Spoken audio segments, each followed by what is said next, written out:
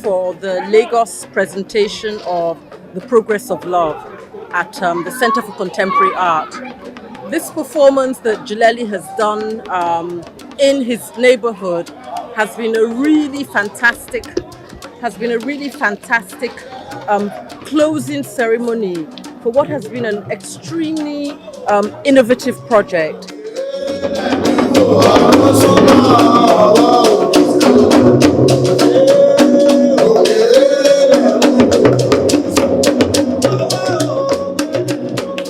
I think that, this is our largest audience. The fact that we've been able to take this project from the confines of the white gallery space into the community, is actually befitting of a way of expressing love.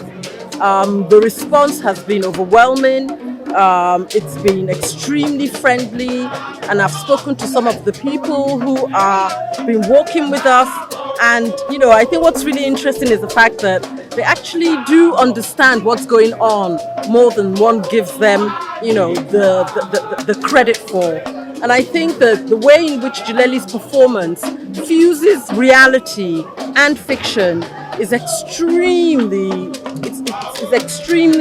interesting, because it allows, so many people to take from what they recognize, but for others in the art world to actually also begin to engage and explore the work over and beyond what we see.